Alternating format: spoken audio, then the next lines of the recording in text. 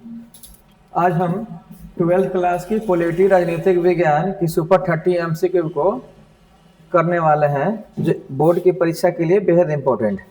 तो चलिए शुरू करते हैं। पहला प्रश्न है, सिंधु जल संधि भारत और निम्न में से किस देश के बीच हुई थी? ठीक है, यहाँ पूछ दिया है सिंधु जल संधि भारत और किस देश के बीच में हुई थी। ऑप्शन ए पाकिस्तान, बी में है बांग्लादेश, सी में है चीन, डी में है नेपाल।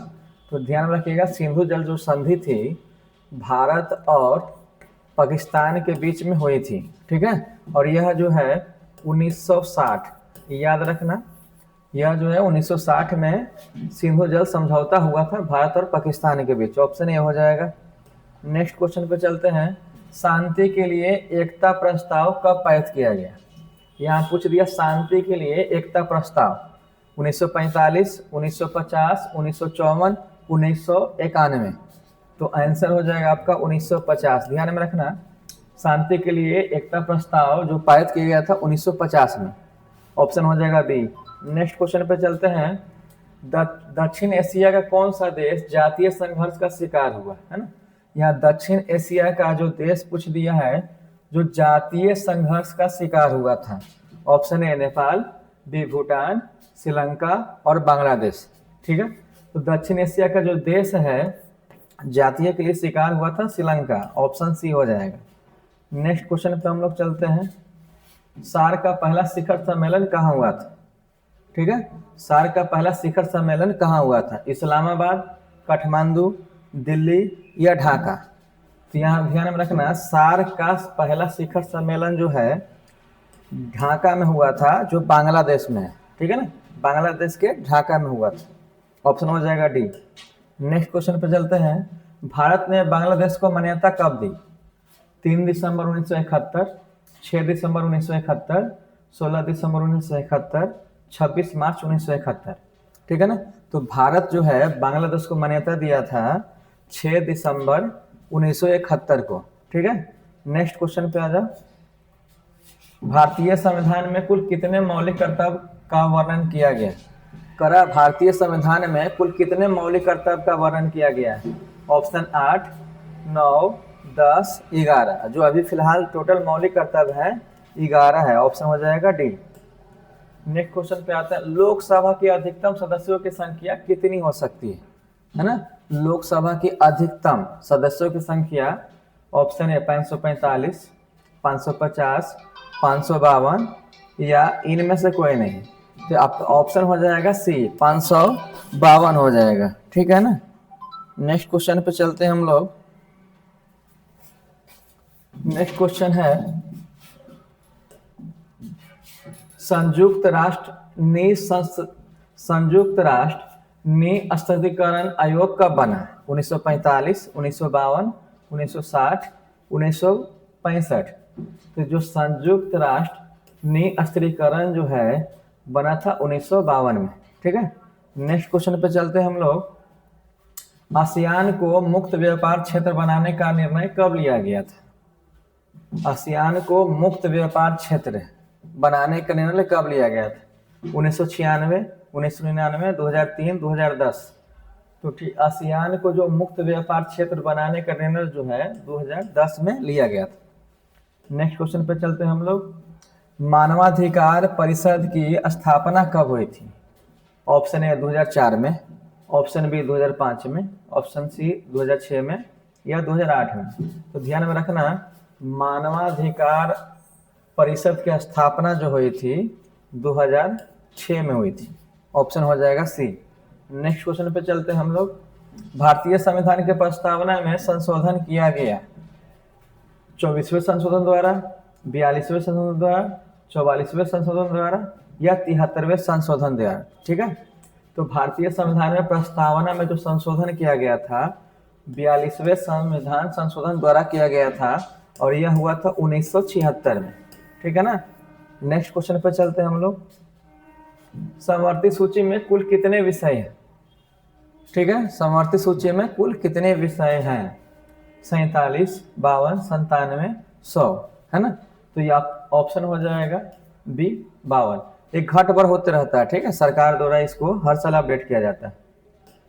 नेक्स्ट क्वेश्चन देखा जाए, भारतीय संविधान को अपनाया गया संविधान सभा द्वारा, गवर्नर जनरल द्वारा, संसद द्वारा, राष्ट्रपति द्वारा। ठीक है, तो भारतीय संविधान को जो अपनाया गया था संविधान सभा द्वारा, ऑप्शन ए हो जाएगा। नेक्स्ट क्वेश्चन पे चलते हैं, किसी भी राज्य में राष्ट्रपति शासन की अवधि बढ़ाया जा सकता है ना, और यहाँ का भी अधिकतम कितने समय के लिए बढ़ाया जा सकता है, 1 साल तक, 2 साल तक, 3 साल तक, 4 साल तक। जो अभी फिलहाल जो बढ़ाया जा सकता है 3 साल तक बढ़ाया जा सकता है। राष्ट्रपति शासन की अवधि जो है 3 साल तक किया जा सकता है। नंबर 16, भारत के राष्ट्रपति उसके पद से हटाया जा सकता है, यानी भारत के जो राष्ट्रपति है उसको पद से कैसे हटाया जा सकता है, प्रधानमंत्री द्वारा, लोकसभा द्वारा, मुख्य न्यायाधीश द्वारा या संसद द्वारा। तो ध्यान में रखना, राष्ट्रपति को जो है संसद द्वारा हटाया जा सकता है। ठीक है ना, ऑप्शन हो जाएगा डी। नेक्स्ट क्वेश्चन पर चलते हैं, भारत के किस राष्ट्रपति को मिसाइल मैन की संज्ञा दी जाती है, ये सभी लोग जानते हैं। ठीक है, भारत के किस राष्ट्रपति को मिसाइल मैन किनको कहा जाता है बताइए, डॉक्टर एपीजे अब्दुल कलाम। ठीक है, मिसाइल मैन के नाम से जाना जाता है, साइंटिस्ट मैन के नाम से जाना जाता है। राष्ट्रपति पद के उम्मीदवार के लिए क्या आवश्यक नहीं है, मतलब राष्ट्रपति अगर हमको बनना है तो क्या आवश्यक नहीं है। ठीक है ना, भारत का नागरिक हो, आयु न्यूनतम 35 वर्ष हो, कम से कम स्नातक की डिग्री हो, या इनमें से कोई नहीं। ठीक है, राष्ट्रपति बनने के लिए कोई डिग्री की जरूरत नहीं होता है ना, तो ऑप्शन क्या हो जाएगा, सी, यहाँ डिग्री का स्नातक की डिग्री हो। नेक्स्ट क्वेश्चन पे आ जाए, निम्न में से कौन दूसरों से असंगत है, यहाँ कह दिया है कि इनमें से कौन जो है एक दूसरे से हट के है, यानी असंगत है, अलग है। तो ऑप्शन ए में देखिए राजेंद्र प्रसाद, बी में राधा कृष्णन, सी में जाकिर हुसैन, या पंडित जवाहरलाल नेहरू। ठीक है ना, तो यहाँ हम लोग देखते हैं तो ये तीनों जो है भारत के राष्ट्रपति थे। ठीक है ना, और यहाँ जो पंडित जवाहरलाल नेहरू जो है प्रधानमंत्री रह चुके हैं, तो यहाँ तीनों राष्ट्रपति हैं और ये प्रधानमंत्री है, तो ये पूरा हट जाते हैं, ऑप्शन हो जाएगा डी। ठीक है, नेक्स्ट क्वेश्चन पे आ जाओ, योजना आयोग के प्रथम अध्यक्ष कौन थे, डॉक्टर विश्वेश्वरैया, वीसी महालनोबिस, पंडित जवाहरलाल नेहरू, या जॉन मथाई। है ना, तो यहाँ देखना, योजना आयोग के प्रथम जो अध्यक्ष थे पंडित जवाहरलाल नेहरू थे, ऑप्शन हो जाएगा सी। नेक्स्ट क्वेश्चन पे चलते हैं, न्यायिक पुनर्विलोकन की व्यवस्था कहाँ है। ठीक है ना, न्यायिक पुनर्विलोकन भारत में, ब्रिटेन में, अमेरिका में, या अमेरिका और भारत दोनों में। ठीक है, तो न्यायिक पुनर्विलोकन को जो व्यवस्था है भारत में भी है और अमेरिका में भी है, ऑप्शन हो जाएगा डी। नेक्स्ट क्वेश्चन पे चलते हैं हम लोग, निम्नलिखित में से किसे लघु संविधान कहा जाता है ना, लघु संविधान, 42वां संविधान संशोधन, 44वां संविधान संशोधन, 46वां संविधान संशोधन, या 50वां संविधान संशोधन। तो लघु जो संविधान जो कहा गया है 42वां संविधान संशोधन को कहा गया, ऑप्शन हो जाएगा ए, यह जो है लाया गया था 1976 में। ठीक है, नेक्स्ट क्वेश्चन पे चलते हैं हम लोग, निम्नलिखित में कौन एक संवैधानिक निकाय नहीं है ना, संवैधानिक निकाय नहीं है पूछ दिया है, संघ लोक सेवा आयोग, निर्वाचन आयोग, वित्त आयोग, नीति आयोग। है ना, तो जो नीति आयोग को हम लोग जो देख रहे हैं यह जो है संवैधानिक निकाय नहीं है, ऑप्शन हो जाएगा डी।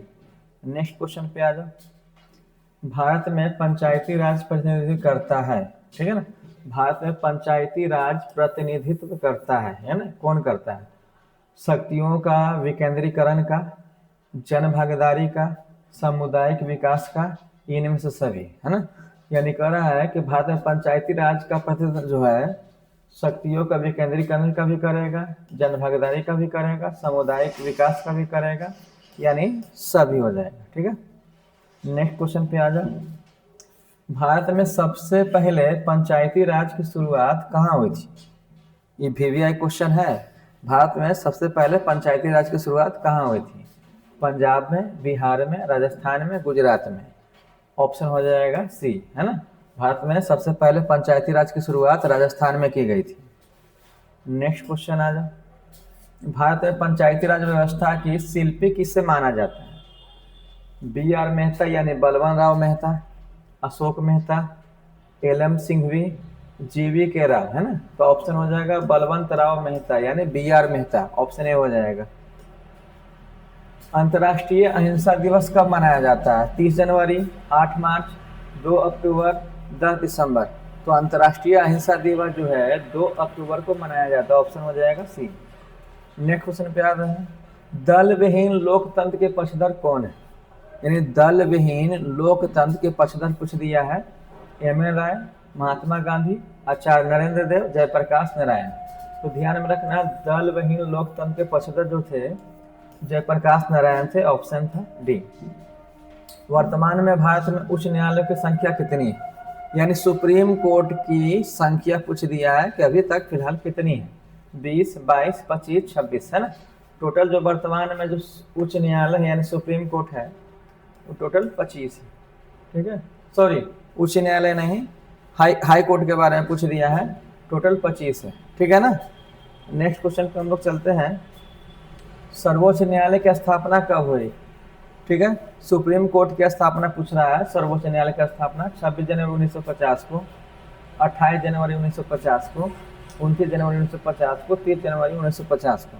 तो ध्यान में रखना, सर्वोच्च न्यायालय की जो स्थापना हुई थी 28 जनवरी 1950 को हुई थी। नेक्स्ट क्वेश्चन पे चलते हैं, अधियात्मक शासन प्रणाली की शुरुआत कहाँ हुई? कनाडा में, फ्रांस में, अमेरिका में, श्रीलंका में। तो यहाँ पूछ दिया है अधिछात्मक शासन प्रणाली, इसकी शुरुआत जो हुई थी अमेरिका में हुई थी, ऑप्शन हो जाएगा सी, ठीक है। तो नेक्स्ट पार्ट में अगला वीडियो को कवर करेंगे। धन्यवाद।